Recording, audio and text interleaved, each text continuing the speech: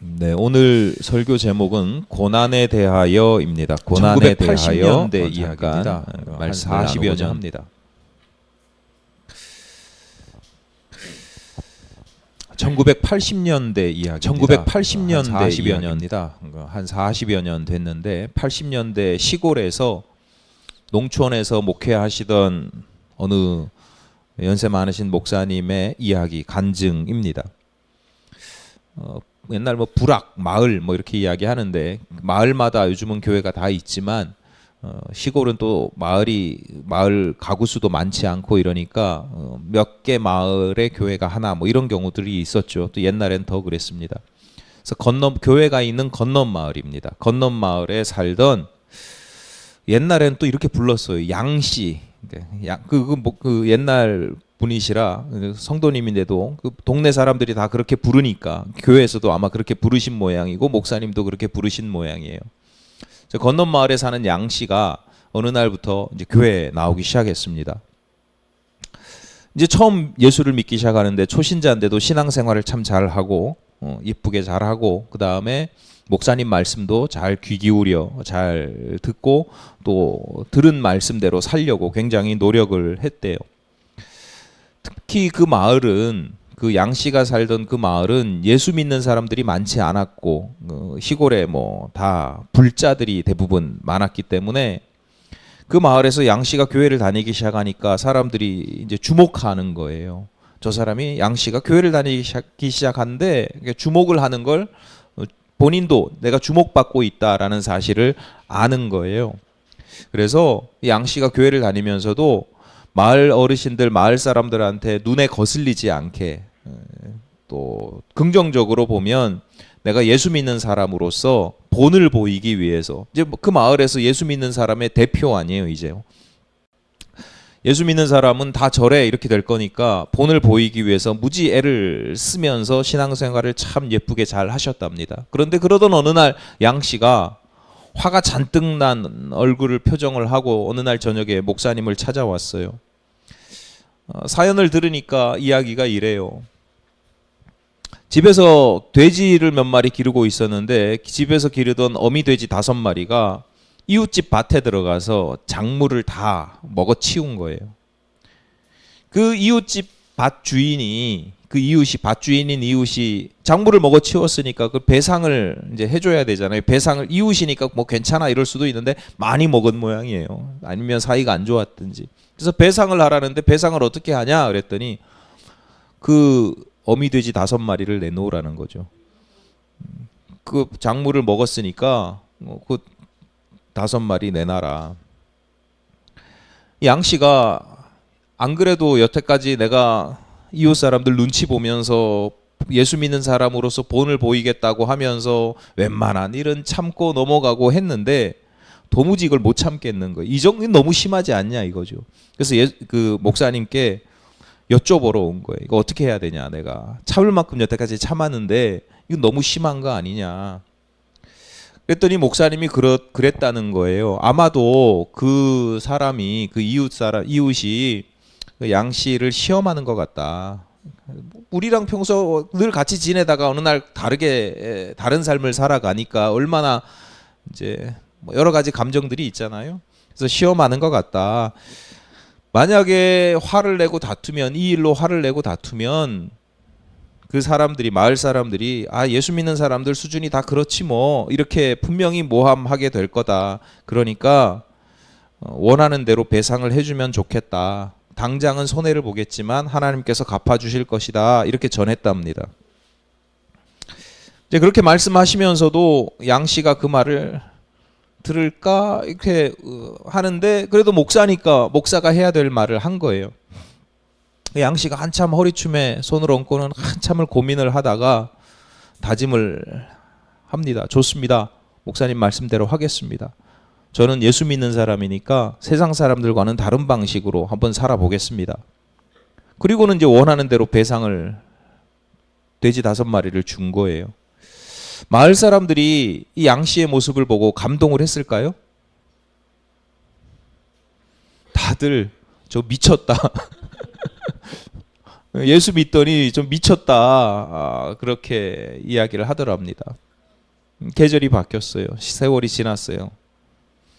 어느 날 저녁에 양 씨가 찾아와서 그때 있었던 일을 그 목사님한테 이야기를 하는 겁니다. 사실 목사님 그때 그런 일이 있었잖아요. 그때 목사님이 말씀하셔서 제가 어쩔 수 없이 따르긴 했는데, 한편으로는 결단하고 따르긴 했는데 마음속으로는 여전히 화도 나고 또 뭐 이해도 안 되고 짜증도 나고, 그 빈 돼지 우리를 볼 때마다도 짜증도 나고 생각도 나고, 그 이웃을 볼 때면 정말 화가 자꾸 치밀어 올라서 견딜 수가 없었는데, 그 참느라고 애썼는데 목사님 오늘 아침에 놀라운 일이 있었어요. 그래서 무슨 일이냐 그랬더니 그 집에서 기르던 황소 7마리가 본인 밭에 작물을 다 뜯어 먹었다는 거예요. 그 이웃도 이제 양심이 있는 사람이니까 자기가 한 짓이 있으니까 그 양 씨를 찾아와서 이야기를 하더라는 거죠. 참 이렇게 됐는데 이걸 어떻게 했으면 좋겠냐. 배상을 해야 되는데 이 배상을 어떻게 하면 좋겠느냐. 뭐라고 해야 돼요? 7마리 다 황소 내놔라 이렇게 하고 싶은데, 그건 또 아무리 생각해도 돼지 5마리하고 황소 7마리는 뭐 전혀 다른 거잖아요. 그래서 일단은 이런 상황이라 목사님께 어떻게 해야 될지 한번 이야기를 듣고 싶어서 여쭤보려고 왔습니다라고 왔다는 거예요. 목사님이 뭐라고 대답을 했을 것 같아요? 목사는 뭐 또 목사의 이야기를 해야 되는 거죠. 형제님 예수 믿는 사람인데 악을 악으로 갚으면 안 된다. 똑같이 갚으면 안 된다. 그러니까 그냥 용서해 주시라. 그렇게 권면을 했대요. 양 씨는 또 이제 실망스러운 거죠.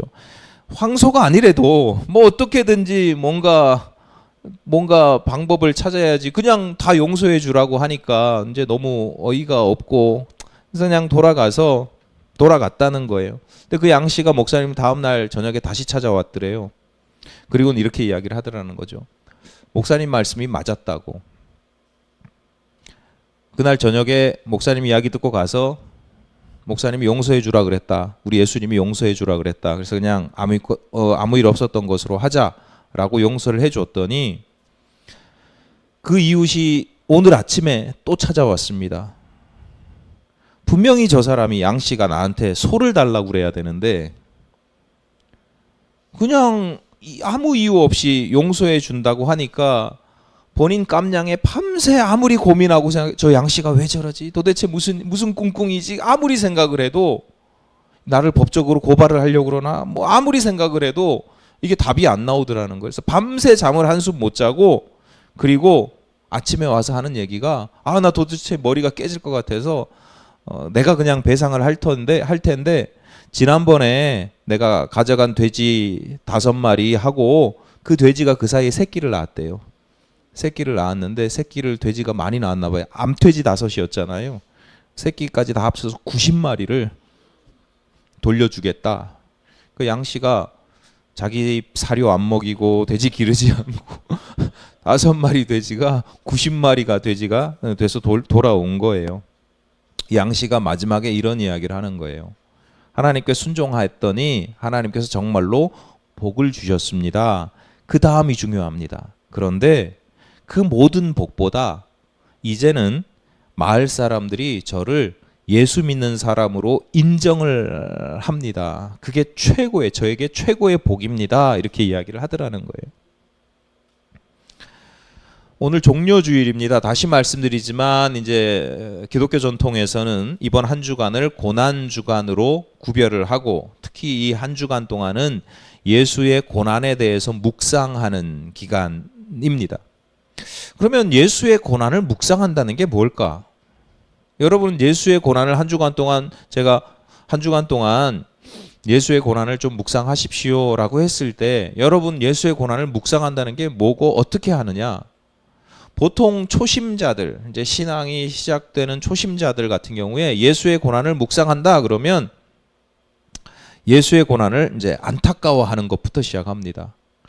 왜냐하면 이게 억울한 거잖아요. 그 당대의 종교든 정치적이든 기득권자들이 예수를 무고한 거거든요. 그러니까 죄가 없는데도 이제 통치나 뭐 여러 가지에 방해가 되니까 예수를 무고해서 사형에 처해 버린 거거든요.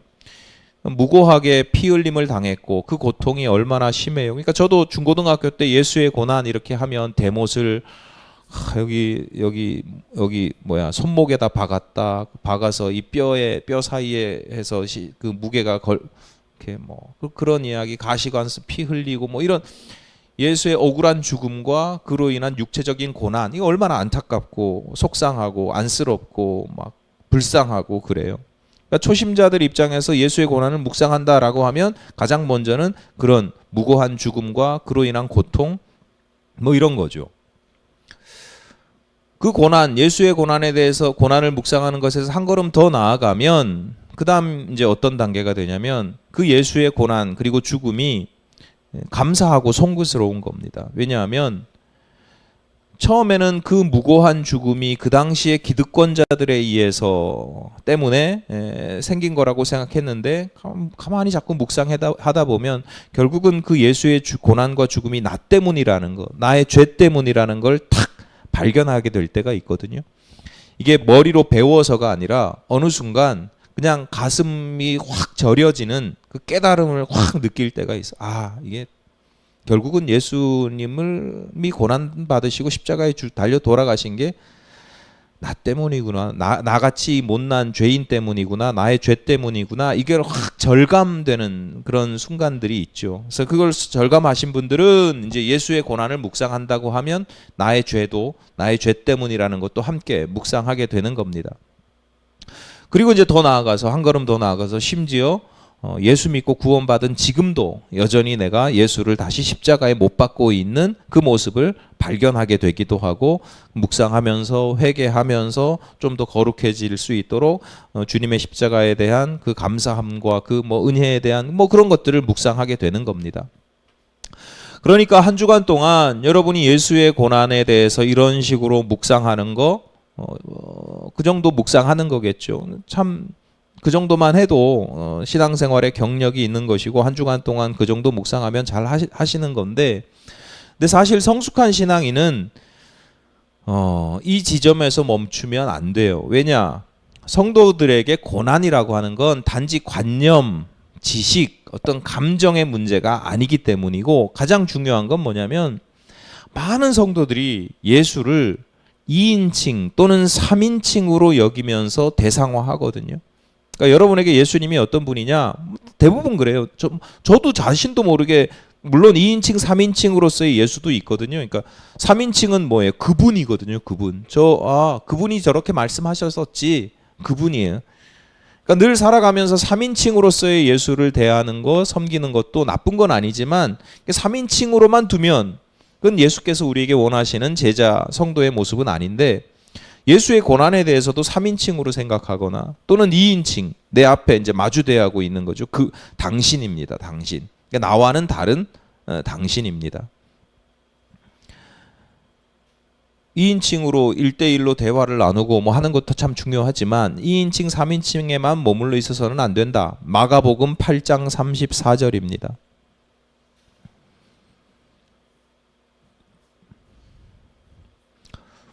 무리와 제자들을 불러 이르시되 누구든지 나를 따라오려거든 자기를 부인하고 자기 십자가를 지고 나를 따를 것이니라.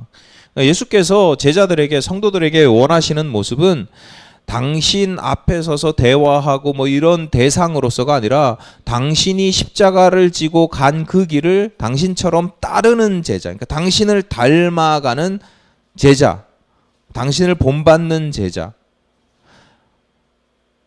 성도들은, 제자들은 누구나 자기를 부인하고, 예수께서 그러셨잖아요. 자기를 부인하고 자기 십자가를 지신 것처럼 성도들은 자기를 부인하고 자기 십자가를 져야 된다.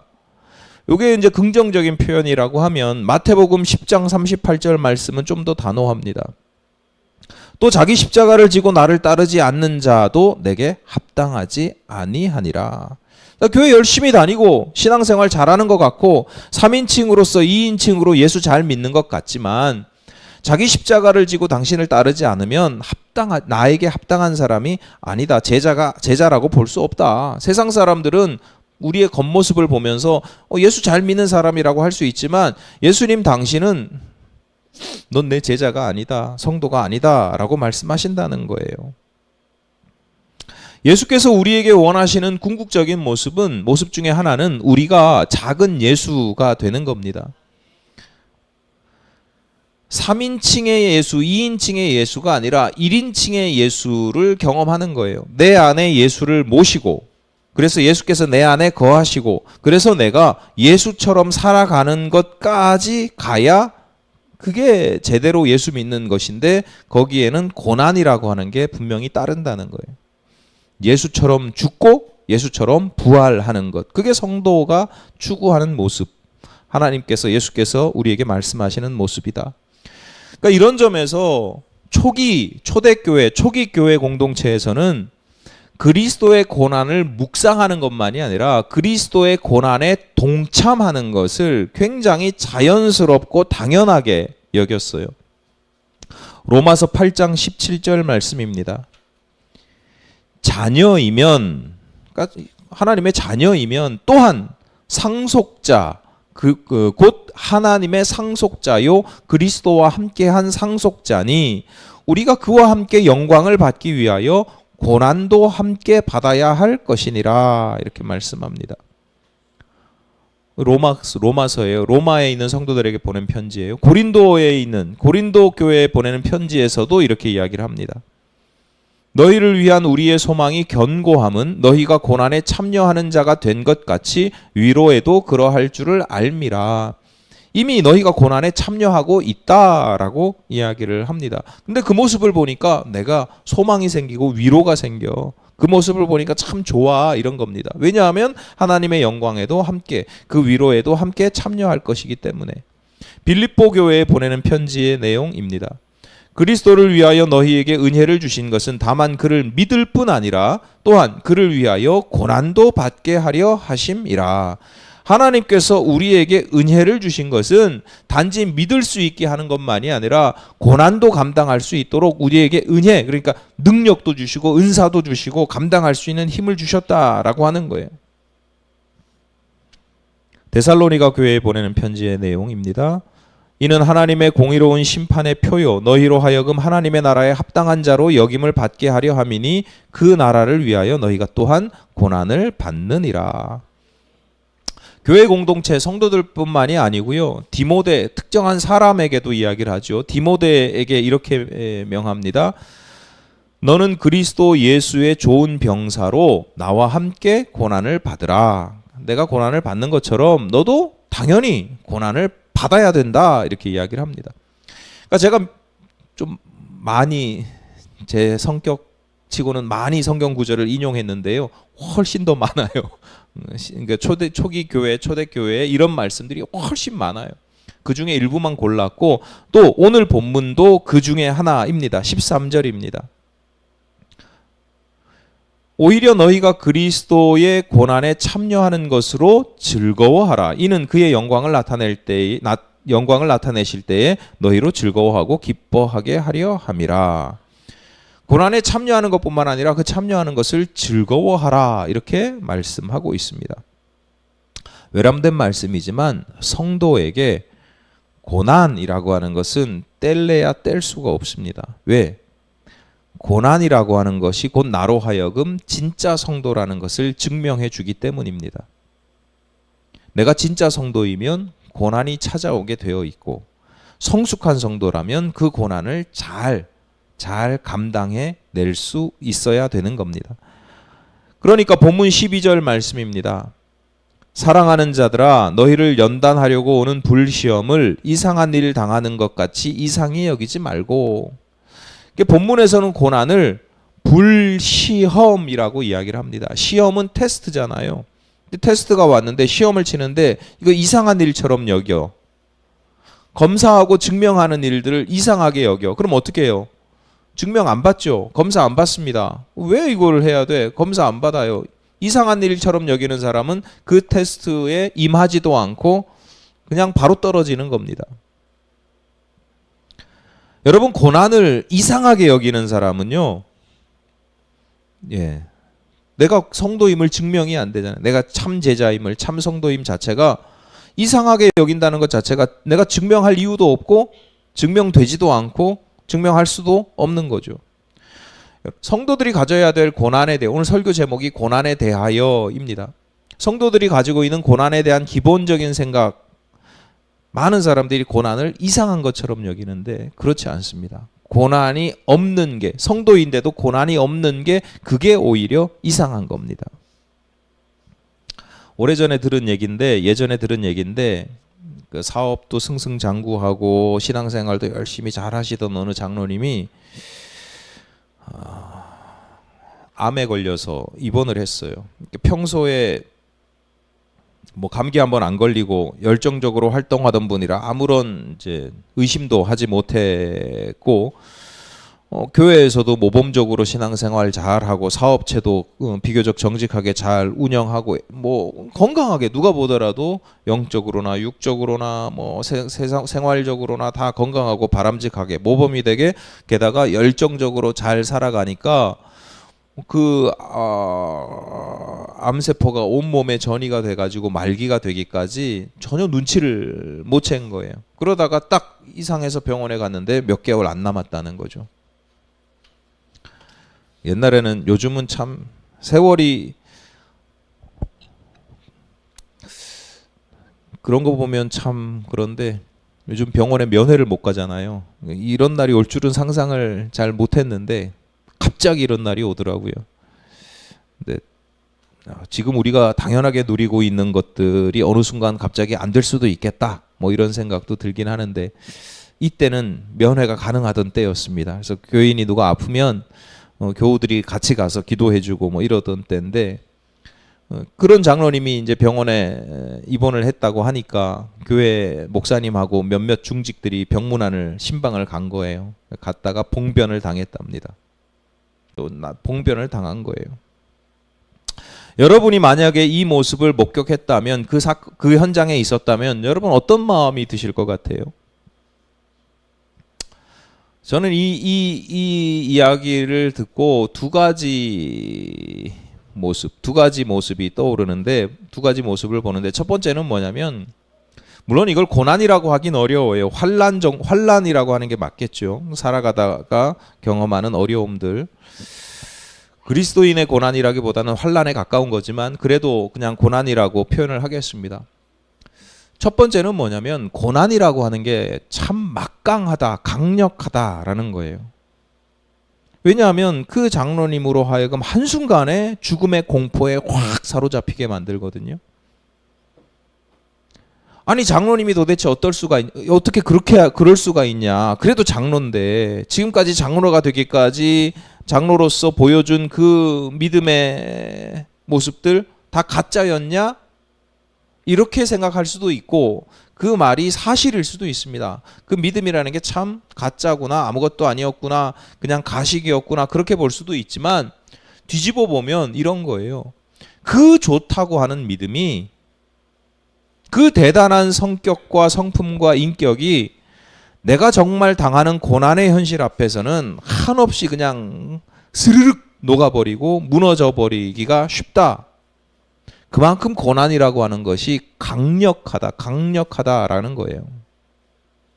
오늘 본문에서도 불시험이라고 표현을 하잖아요. 여러분, 불이라는 게 만만해요?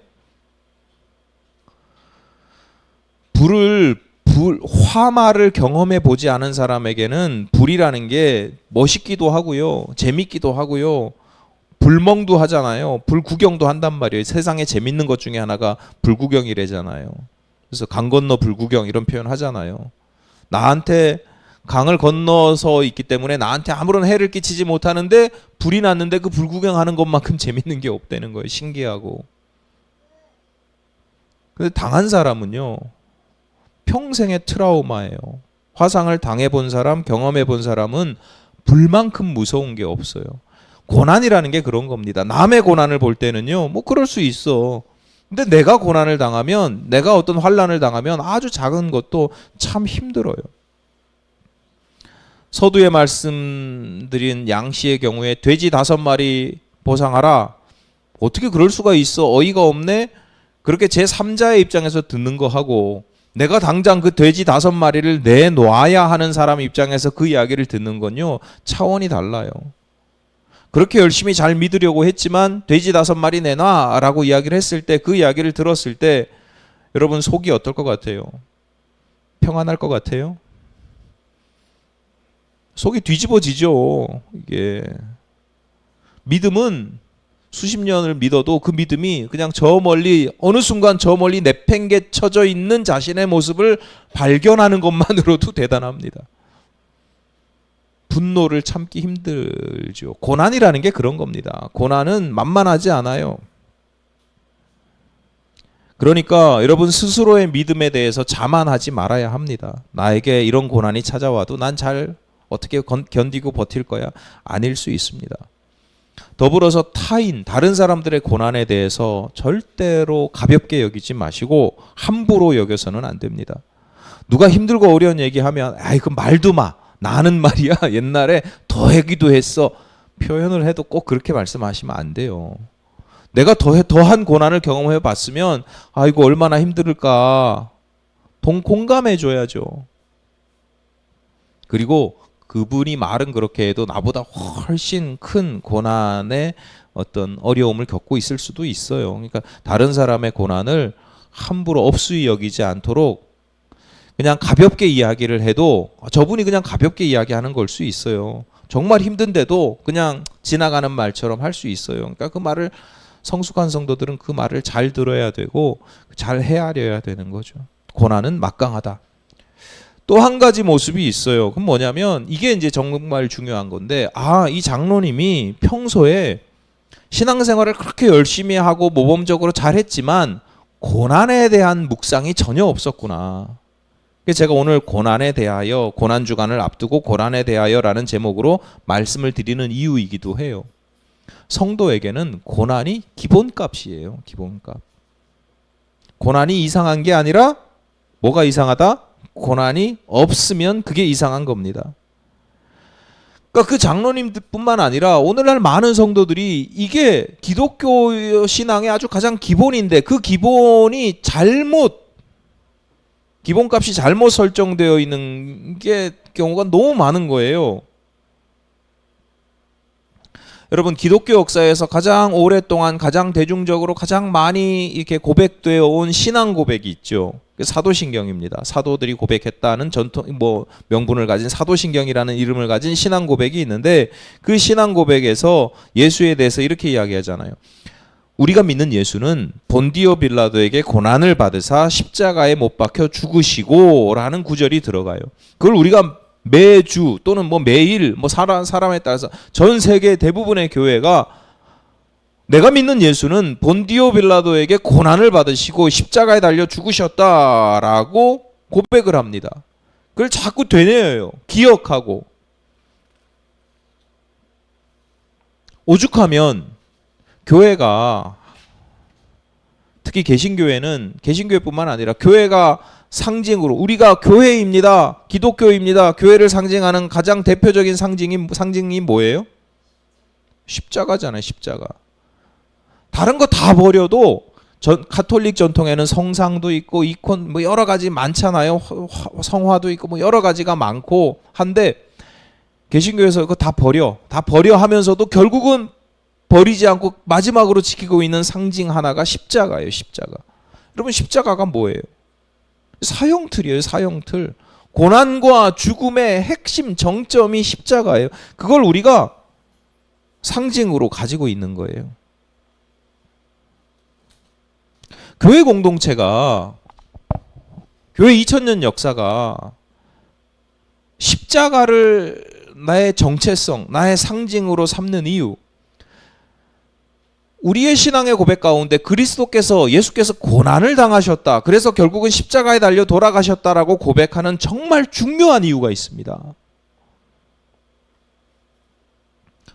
왜 우리는 그걸 자꾸 고백하고 드러내는가? 고대 사회에서는요, 뭐 요즘도 마찬가지입니다만 고대 사회에서는요, 지금까지도 진짜 신, 참신, 제대로 신앙생활을 하는 참신자, 우리 기독교 말고 고대 사회나 지금까지의 대부분의 종교적 감수성, 종교적 전통, 종교적 감성은 뭐냐면 내가 정말 참신이면, 내가 정말 참신자면 고난을 받아요, 안 받아요? 안 받는다고 여기는 거예요. 참신이 어떻게 고난을 받아? 내가 신을 잘 믿는데 무슨 고난이 내게 있어? 신을 잘 믿으면 복을 받고 건강하고 영생불사 잘 먹고 잘 살아야지.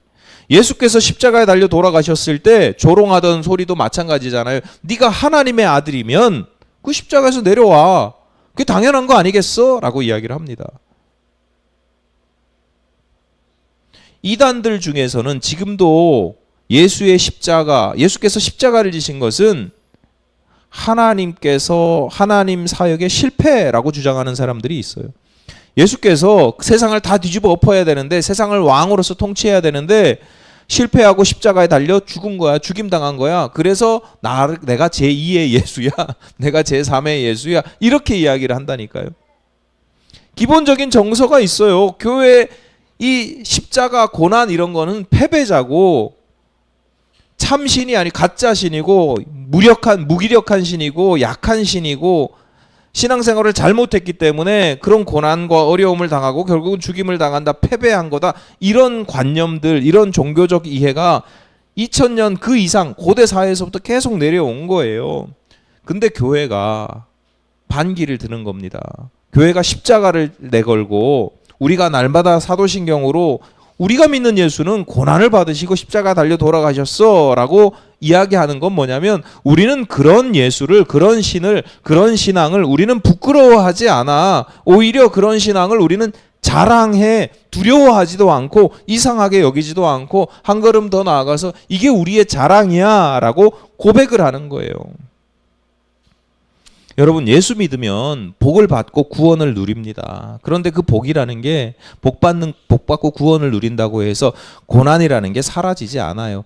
때로는 더 큰, 예수 믿기 때문에 더 큰 고난이 찾아오기도 합니다. 그런데 그 예수 믿기 때문에 찾아오는 더 큰 고난이요, 우리를 부끄럽게 하지도 않고 저봐 예수 믿더니 저렇게 됐어, 그런 소리에 조롱당하지도 않고 부끄러워하지 않고 그런 것에 넘어지지 않습니다. 오히려 그 고난을 자랑합니다. 왜? 내가 예수 믿기 때문에 받는 이 고난으로 말미암아 고난을 받는다라는 건, 다시 말씀드리지만 내가 예수를 제대로 잘 믿는다는 거예요, 잘못 믿는다는 거예요? 내가 예수를 믿어서 고난을 받아. 내가 예수를 믿는 바람에 십자가를 져. 예수를 믿는 바람에 내가 자기를 부인해야 돼. 그건 내가 잘 믿는 거죠. 예수님의 말씀대로 자기 십자가를 지고 예수님을 따르는 거잖아요. 고난이라는 게 곧 나를 그리스도의 온전한 제자로 증명하는 거니까 성도들은 그게 오히려 기쁨이 되는 거죠. 개인적으로 이런 주제, 고난 이런 주제의 설교를 준비할 때가 되면 마음이 참 무겁습니다. 부담스럽기도 합니다. 한 번 더 외람된 말씀을 드리자면, 저도 목사니까 성도들을 위해서 가끔 기도할 거 아니에요? 그 성도들을 위해서 기도하다 보면 누군가를 위해서 기도하면 그 성도들의 면면이 떠오르잖아요. 힘들지 않은 성도들이 단 한 사람도 없어요. 기도 안 하고 넘어가도 돼, 괜찮아, 이 정도면 괜찮아 하시는 분들이 단 한 분도 없어요. 인생이라는 게 그렇죠. 사람이 다 그런데 내 성도라고 보면 더 그래요. 더 참. 그래서 그 성도님을 위해서 한두 마디라도 짧게 그냥 기도하고 넘어가면 그나마 괜찮은데, 좀 길게 기도하려고 하면 어디서부터 시작을 해야 될지 사실은 막막한 경우가 참 많아요. 그러니까 주여, 그러면 그냥 주님 알아서 탄식밖에 나오지 않는 경우들이 많아요. 누구 특별하게 문제가 있어서가 아니라 인생이 다 그래요. 근데 그걸 제가 목사 입장에서 목사와 성도의 관계에서 바라보고 기도하려고 그러면 참 그분이 힘들어하는 부분도 있지만 본인이 힘들어하지 않는 부분에서도 하나님 좀 이렇게 해주셨으면 좋겠는데 뭐 끝도 한도 없어요. 근데 어떻게 거기다가 고난을 더하셔야 됩니다 이렇게 이야기하기가 참 민망하죠. 본문 13절을 다시 봅니다. 오히려 너희가 그리스도의 고난에 참여하는 것으로 즐거워하라. 이는 그의 영광을 나타내실 때에 너희로 즐거워하고 기뻐하게 하려 함이라. 심지어 고난에 참여하셔야 됩니다를 넘어서서 고난에 참여하게 된 것을 즐거워하라 라고 말씀을 하고 있고, 제가 이 말씀을 전해야 돼요. 참 민망합니다. 왜냐하면 저도 즐겁지가 않거든요. 내가 그리스도인으로서 받는 고난이 있다고 하면 즐겁지 않아요. 짜증날 때가 대부분이고요. 견디지 못할 때도 많고요. 무기력해질 때도 있습니다. 확 치밀어 올라서 내가 한번 치받고 싶은데 정말 갈등할 때가 많아요. 근데 그게 무슨 대단하고 막 거룩하고 어마어마한 일이 아니라 아주 그냥 요만한 밴댕이 소갈딱지 같은 게 뭐 요만한 거 가지고 막 절제하지 못하고 뭐 거창한 십자가를 진 것도 아니고 그냥 조그마한 작은 짐만 진 것 같은데도 참 이게 힘이 들어요. 내팽개치고 싶은 마음이 들 때도 있고 심지어 내팽개쳐 버리기도 합니다. 솔직하게 선배 목사님들이 제발 너 그렇게 설교하지 말라 그러는데 뭐 전 솔직한 게 좋아요. 그래서 제가 성도들에게 고난에 참여하셔야 됩니다. 고난에 참여하는 것을 즐거워하고 기뻐하십시오 말씀드리기가 부끄럽고요. 민망하고요. 창피합니다. 서두에 말씀드린 1980년대 그 시골 농촌교회 그 목사님처럼 저는 그렇게 양 씨에게 권면을, 전 그 이야기를 알고 듣고도 저는 그렇게 권면 못할 것 같아요. 양 씨 같은 분이 찾아오면 같이 갑시다. 가가지고 여차저차 협상하고 좀 봐주십시오 뭐 이렇게는 해도 예수 믿는 사람은 이래야 됩니다라고 그 속이 뒤집어지는 양씨 같은 그 성도에 다 아는데 내가 어떻게 거기 참고 견디십시오 어떻게 이렇게 얘기를 하냐고. 이런 점에서 아이러니하게도 저에게는 여러분에게 이 고난에 대해서 참여하시고 즐거워하십시오라고 말씀드리는 것 자체가 일종의 고난입니다.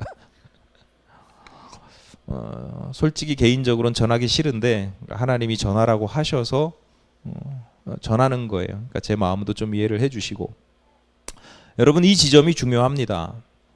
성도의 고난이라고 하는 건 그 자체의 목적이 있는 게 아니에요. 여러분 고난받기 위해서 신앙생활하는 게 아니에요. 고난을 즐거워한다라고 하는 것은 그 고난 자체를 즐거워하라 그런 뜻이 아닙니다. 변태입니까? 변태도 아닌데 고난이 즐거운 사람 아무도 없습니다. 예수께서는 그래서 당신께서도 이 고난의 잔을 거두어 가 주십시오 그렇게 기도를 했고, 십자가에 달리셔서는 어찌하여 나를 버리십니까? 하나님 아버지 나를 어찌하여 버리십니까? 라고 하나님께 항변도 하셨습니다. 고난이 즐겁다니요. 여러분 성도가 신앙생활하는 궁극적인 목적은 결국은 하나님의 뜻을 따르는 거예요. 그런데 하나님의 뜻을 잘 따르다 보니까 고난이라는 게 저절로 따라오는 거예요. 제대로 그 뜻을 따를수록 더 많은 고난, 더 힘든 고난들이 찾아와요. 그러니까 고난에 참여하는 것을 즐거워한다라고 하는 것은 내가 하나님의 뜻을 따라 잘 살아가고 있구나라는 게 증명이 되는 거니까 그걸로 말미암아 즐거워하는 겁니다. 더 나아가서 그런 나에게 하나님께서 나중에 영광을 더하여 주실 것이라는 기대와 믿음이 있기 때문에, 소망이 있기 때문에 그 나중을 바라보고 위로를 받고 또 즐거워하고 기쁘게 동참할 수 있게 되는 겁니다. 고난이 목적이 아닙니다. 고난은 내가 제대로 믿으면 따라오는 겁니다. 이번 고난주간을 보내시면서 그리스도의 고난에 대해서 깊이 묵상할 수 있으시기를 바랍니다. 그리스도를 따르는 성도의 고난을 절대로 이상하게 여기지 마시고 한 걸음 더 나아가서 그리스도의 고난에 참여할 수 있어야 합니다. 그냥 제 2인칭, 3인칭으로서의 예수를 보면서 고난 당하셨지 그렇게 끝나는 게 아니라, 나 때문에 고난 당하셨지 그렇게 끝나는 게 아니라 그 고난에 내가 동참할 수 있어야 되고 더 나아가서 그것을 내가 즐거워할 수 있어야 합니다. 불처럼 견디기 힘든 시험이지만 잘 통과하셔서 하나님께서 예비하신 부활의 영광을 그리스도 주님과 함께 누리게 되시기를 간절히 바랍니다.